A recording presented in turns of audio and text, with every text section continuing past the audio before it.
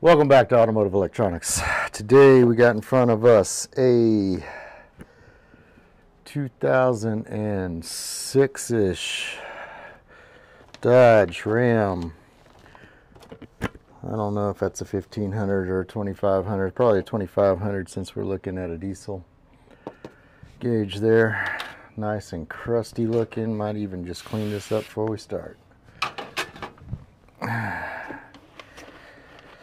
At least that's a little bit cleaner. Looks like it's seen its better days. So these things, to take them apart, well, let's power this thing up and see what we got.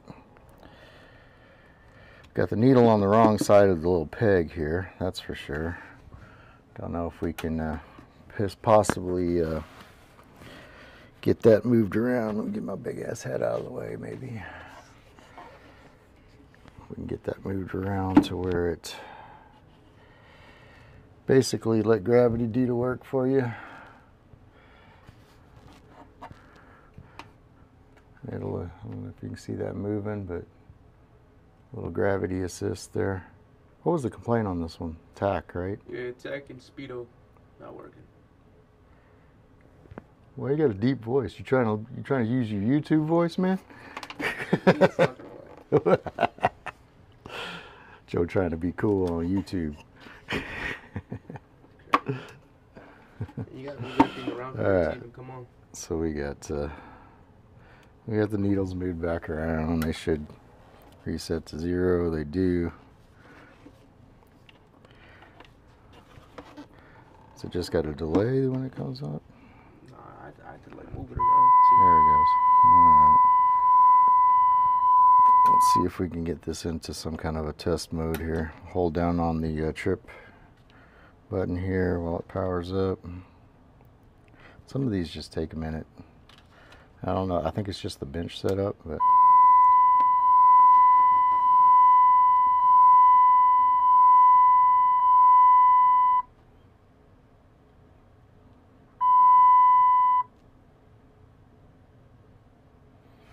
that one was on 90 and went all the way back down, didn't it? Yeah, so that's a little unusual. But, I'm going to believe my customer.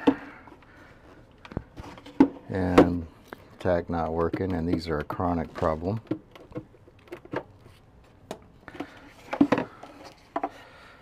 We got about 47 screws on the back of this thing to release the plate off the back. That's all we're going to need to get out is the plate off the back to address this one's issue.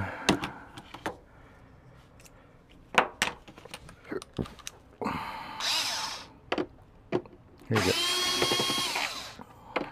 Get these screws out for me. You ain't on camera. You'll be all right. Your hands are on camera. That's about it.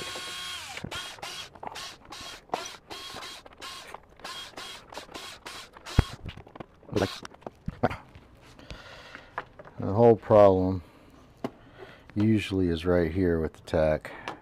This looks like it has been addressed before. I can see some grungy looking flux, leftover flux around this chip and around this chip.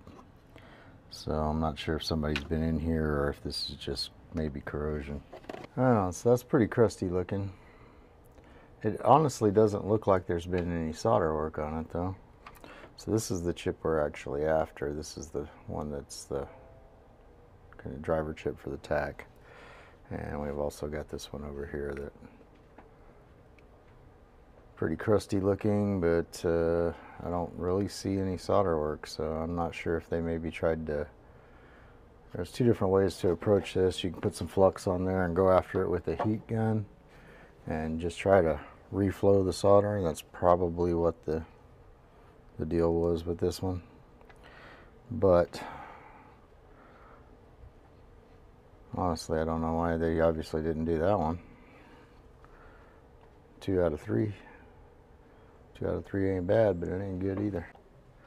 Okay, if you guys are going to do this on the bench, this is what I would say. Let me zoom back out a little bit here so you can see what I'm doing. This thing is like propped up on this side because of this trip odometer deal. And laying it down on its face is not a real good idea anyway, but let's just get it propped up on a towel here so that we can work on it, and also so we can protect everything. It's got the little stops for the needles, and you don't want to break those off because that becomes a real pain in the butt later on. Now the process I was telling you about that these guys probably did was applying flux here, and then they'd use a heat gun and go over these, melting the solder. This was, I mean, I guess it works, but it's not as definitive as the way I do these. So we're going to go after the tack real quick here. I'll probably reflow all of these chips. So I'm going to add some flux. Had to go find my eyeballs.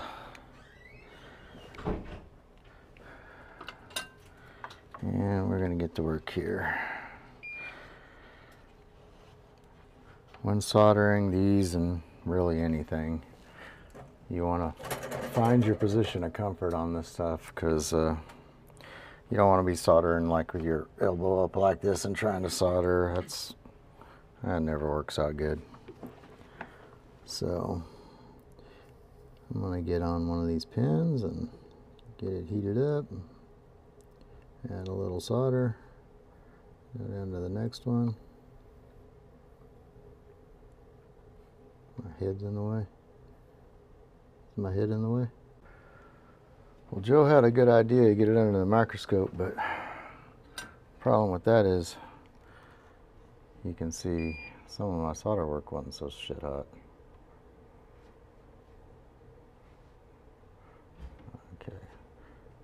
The point of all this is you just don't want to bridge these pins.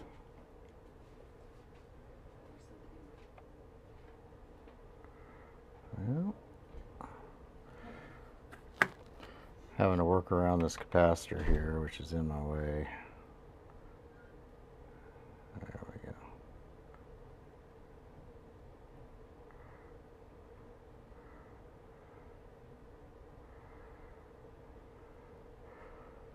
These, one thing I can tell you about these is you're definitely going to need the flux.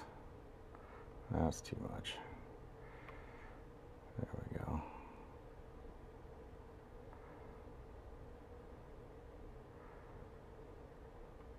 The flux, it just makes everything a hellified lot easier. Makes the solder go where it's supposed to go. It doesn't try to stick to things that aren't flux. These two down here are still not very pretty. Let's see if we can get those done a little better.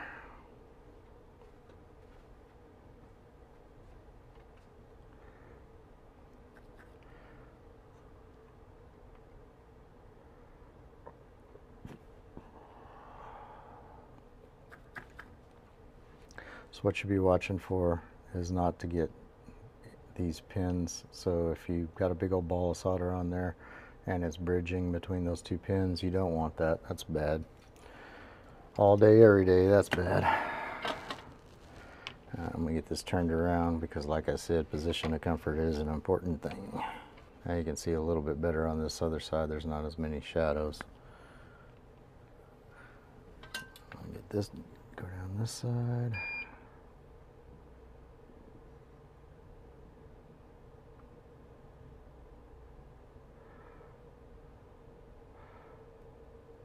On these, just take your time. Take your time. You only have to do it once. You get in a big ass hurry, might have to take everything apart again. Now these other ones, they're just dirty, and I'm going to do the same process on those, so I'll just cut to being done with it in just a second here. Well, I decided against that. I'll show you the process of cleaning up this old solder. This is just 99% alcohol and a nice stiff brush.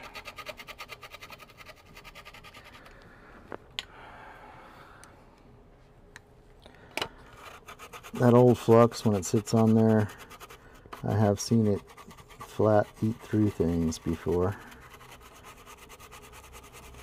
You want to get all that off of there. So this one that I did earlier, you're going to want to go ahead and clean that while I got the brush and the alcohol right here. Does two things. Gets all the old flux off of there. Makes your work look prettier. You guys will probably be the last ones that ever see that, because ain't nobody takes their cluster apart to this point to just look at your work. So let's get that last one done. Yeah, I like this setup a lot better.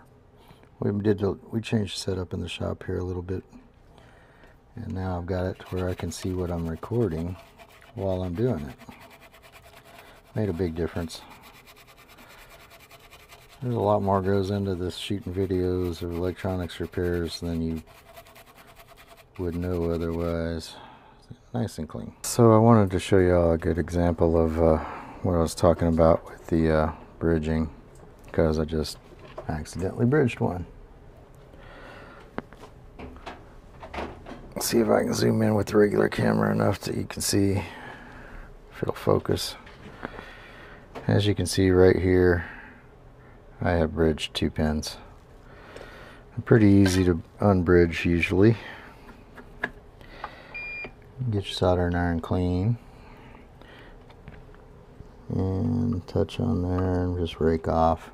That's usually the process that works. I just got a little heavy-handed with the solder. Just takes a little touch and you're good. Okay, we're all soldered up. We're going to check our work here. Make sure we have no bridging going on here. Let's change my lighting a little bit here, but yeah, you can see there's no bridges between those pins. Everything's nice and shiny. All the flux is cleaned up. This is the first one we did. Same there.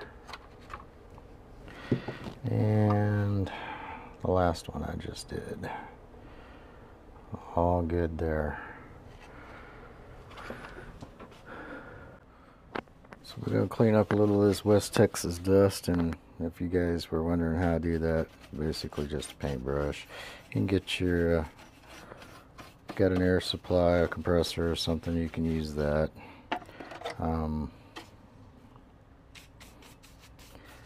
I tend to use this just because it's not all that, it doesn't get abrasive on anything, so you're not scratching anything. This definitely needs a bath. I think I'll go give it a bath and we'll get back to y'all. Okay, back at it, nice and clean now, and we got 1,000,000 screws to put in. I don't know why Dodge thinks that most of your dash can come apart just with clips, but this thing needs so many screws.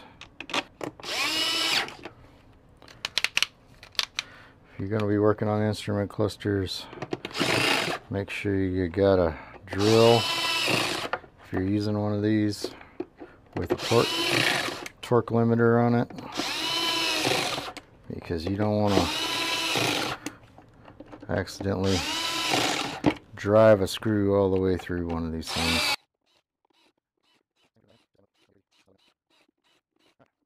Done and done. And let's see what we got here. If we start to test again.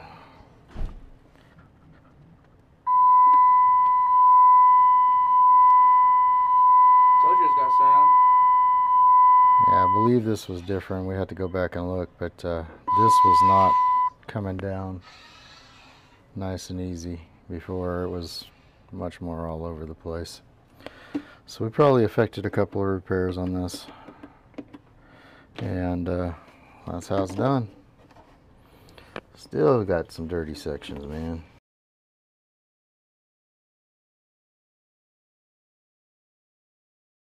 '06 Dodge truck. It's gonna live to see another day. That's how we get it done. Appreciate you guys for watching. Please like and subscribe if that helped you out. Put a little comment down below if you like what I did or didn't like what I did. That's all good. I think YouTube sees it as the same either way. So it just helps the algorithm out. Anyhow, appreciate you guys. Thanks for spending your time with me. And I'll see y'all in the next one. Hey, if you like what you saw here today, get down there in them buttons. Like, subscribe, hit the notification bell if you want to get advised of the new content as it's released. My name is John. We've been here in San Antonio for over 20 years fixing electronics. We specialize in automotive, but we definitely can fix any component level repairs you might need. The company is Automotive Electronics. You can look us up on Google's Automotive Electronics in San Antonio, and you'll find us every single time. Until next time, I hope all your repair attempts are successful. Hopefully you save yourself a little cash along the way. I appreciate you guys watching. Thanks a lot. We'll see you in the next video.